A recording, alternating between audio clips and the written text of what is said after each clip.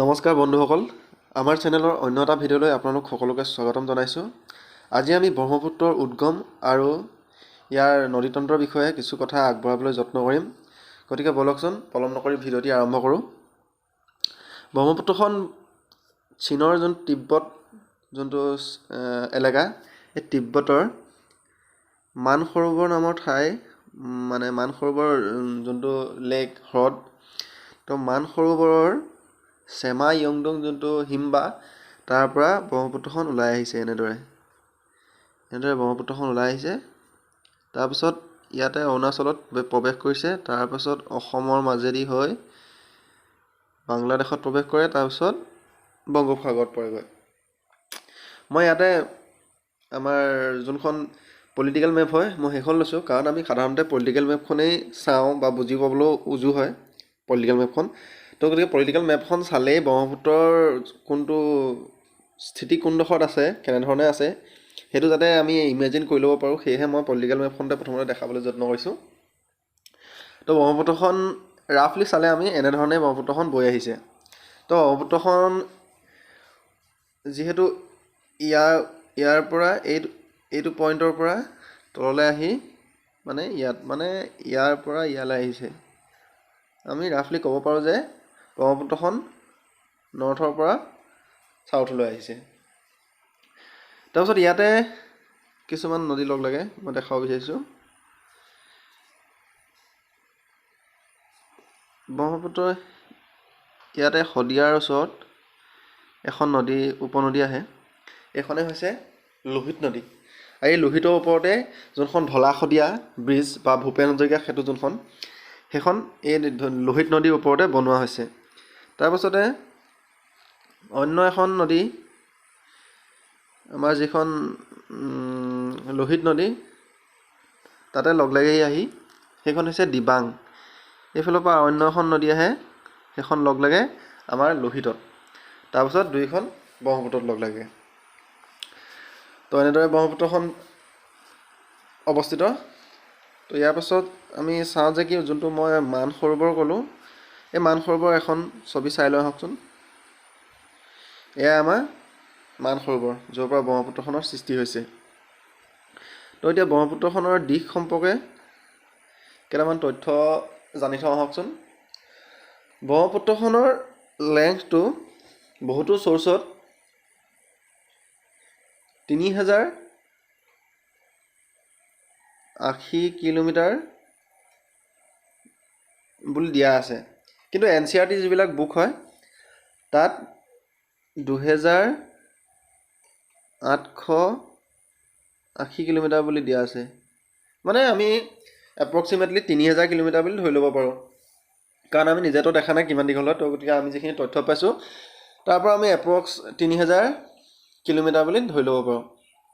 আৰু আমাৰ ব্ৰহ্মপুত্ৰ নদীখনেই আমাৰ ভাৰতবৰ্ষৰ আটাইতকৈ বেছি পানী কঢ়িয়াই অনা নদী হয়। আৰু এই ব্ৰহ্মপুত্ৰ নদীখন পৃথিৱীৰ ভিতৰত 15 নম্বৰ আটাইতকৈ দীঘল নদী। তো গতিকে আগলৈ আগবঢ়োঁ। এতিয়া আমি ইয়াত চালে ভালকৈ দেখিম যে ব্ৰহ্মপুত্ৰখন কেনেধৰণে বৈ আহিছে। ইয়াত আপোনালোকে দেখিছে যে ব্ৰহ্মপুত্ৰখনৰ নামো বেলেগ, বিভিন্ন ঠাইত বিভিন্ন ধৰণে ইয়াক নাম দিয়া হৈছে। তো চাইনাৰ পৰা যেতিয়া এইটো এনেকৈ বৈ আহিছে, এই অৰুণাচলত সোমোৱালৈকে এইখিনিত ব্ৰহ্মপুত্ৰখনক চাংপু বুলি কয়। ইয়াৰলুং চাংপু, এইটো আপোনালোকে দেখিছে, চাংপু বুলি মনত থ'লেই হ'ব। ইয়াৰলুং চাংপু, এইটো এটা খুব ইম্পৰ্টেণ্ট কথা, মানে এক্সামতো এইটো বাৰে বাৰে অহা দেখিবলৈ পোৱা যায় যে ব্ৰহ্মপুত্ৰখনক তিব্বতত কি বুলি কয়। তো তাত চাংপু বুলি কয়।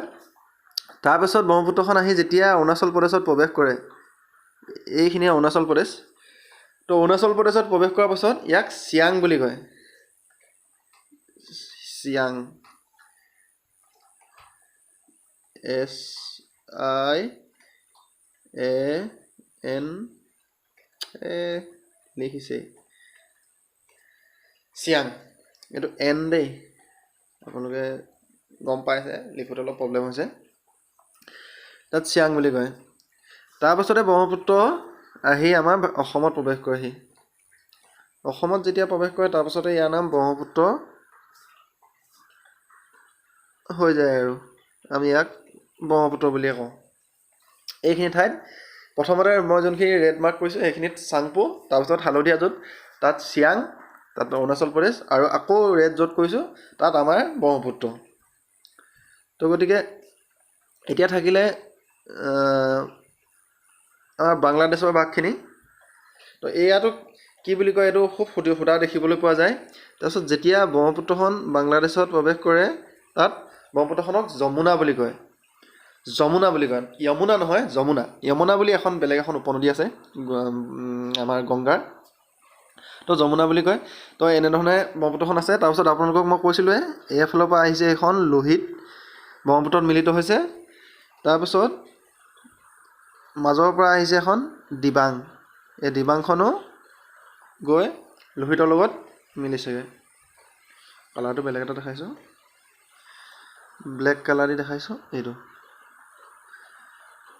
এইখন লোহিত নদী। তো এতিয়া কি হ'ল, আৰু এটা ইয়াতে কনফিউজিং বস্তু, মানে এক্সামত খুব কনফিউজ লাগে আৰু খুব অহা দেখিবলৈ পোৱা যায়, যে এই ব্ৰহ্মপুত্ৰ আৰু গংগা এই দুইখন আহি লগ লাগিছে। এইফালৰ পৰা গংগাখন আহিছে আৰু এইখন ব্ৰহ্মপুত্ৰখনটো মই দেখাইছোঁৱে। তাৰপিছত দুইখন আহি এই পইণ্টত লগ লাগিছেহি, মানে এইটো পইণ্টত লগ লাগিছেহি। তো গংগাখনকো বাংলাদেশত বেলেগ নাম, আমাৰ ব্ৰহ্মপুত্ৰখনো বেলেগ নাম। ব্ৰহ্মপুত্ৰখনক কয় যমুনা আৰু যিখন গংগা সেইখনক কয় পদ্মা। তো ইয়াত কনফিউজন কি হয় যে যমুনা কোনটো আছিলে, ব্ৰহ্মপুত্ৰ আছিলে নে গংগা আছিলে, বা নে পদ্মা কোনটো আছিলে, ইয়াত বহুতৰ কনফিউজন হোৱা দেখিবলৈ পোৱা যায়।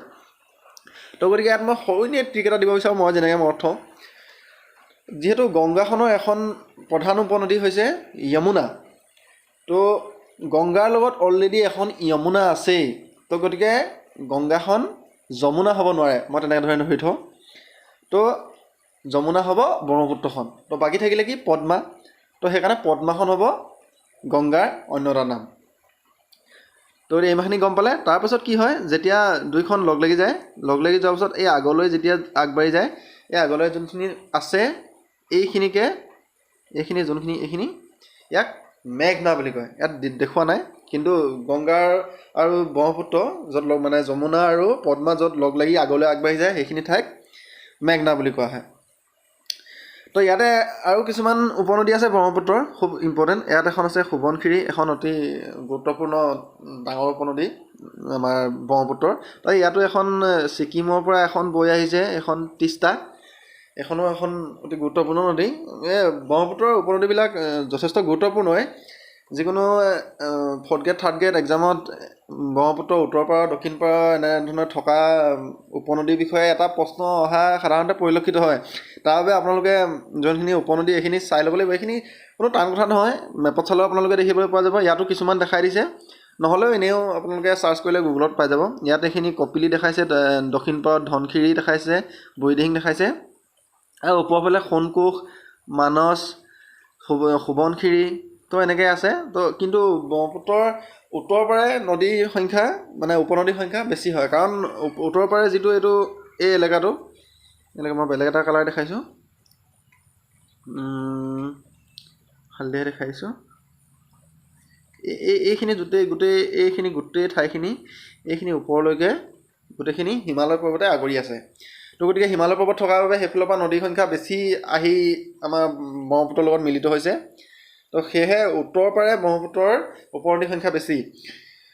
তো তথাপিও মই কেইখনমান উপনদী দক্ষিণ পাৰৰ আৰু উত্তৰ পাৰৰ দেখাব বিচাৰিছোঁ। সাধাৰণতে পৰীক্ষাত যোনকেইখন অপশ্যনত থকা দেখিবলৈ পোৱা যায়, তো সেয়াৰ পৰাই মই বাছি কেইখনমান দেখাব বিচাৰিছোঁ। আপোনালোকে গোটেইখিনি চাই ল'ব। তথাপিও গোটেইখিনি মনত থ'ব নোৱাৰিলেও কমচে কম ইমানকেইখন যদি আপোনালোকে মনত ৰাখি থয়, তেনেহ'লে আপোনালোকৰ এক্সামত হয়তো যোনটো পৰীক্ষাত প্ৰশ্ন আহিব সেই প্ৰশ্নটোৱে হয়তো আপোনালোকে কৰিব পাৰিব বুলি মই বিশ্বাস ৰাখিছোঁ।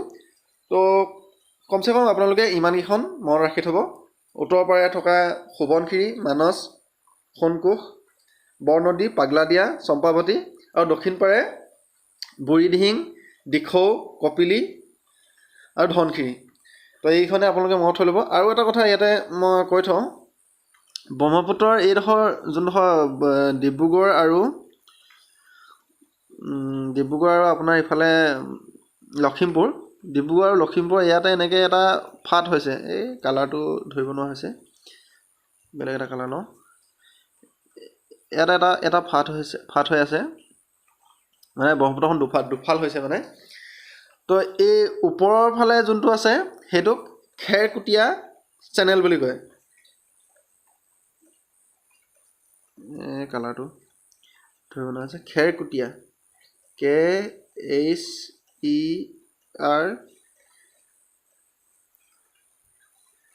খেৰকুটীয়া, KUTIA, খেৰকুটীয়া চেনেল বুলি কয়। আৰু তলৰটো যোনটো ইয়াত হালধীয়াকৈ দেখুওৱা হৈছে, মই মেপত যোনটো হালধীয়াকৈ দেখাইছোঁ এইটো, আৰু তলৰটো সেইটো ব্ৰহ্মপুত্ৰ চেনেল।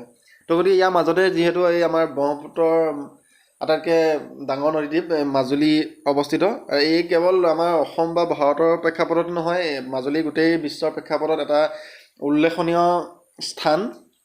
মাজুলী পৃথিৱীৰ ভিতৰত আটাইতকৈ ডাঙৰ নদীদ্বীপ, কিন্তু এনেই দ্বীপ বুলি ক'বলৈ গ'লে গ্ৰীণলেণ্ড হয়, কিন্তু নদীদ্বীপ বুলি ক'বলৈ গ'লে পৃথিৱীৰ ভিতৰত আটাইতকৈ ডাঙৰ আমাৰ মাজুলী। তো এইটো আমাৰ বাবে অতি গৌৰৱৰ কথা। তো বন্ধুসকল, এইখিনিয়ে আছিল আজি ব্ৰহ্মপুত্ৰ নদীতন্ত্ৰৰ বিষয়ে কিছু সাধাৰণ কথা, যিখিনি আপোনালোকক এক্সামত হয়তো বহুতো সহায় কৰিব। আজি ভিডিঅ'টোৰ পৰা আপুনি নিশ্চয় কিবা নহয় কিবা এটা শিকিবলৈ পালে। ভিডিঅ'টো ভাল লাগিলে লাইক কৰিব, শ্বেয়াৰ কৰিব আৰু ছাবস্ক্ৰাইব কৰিব। ধন্যবাদ।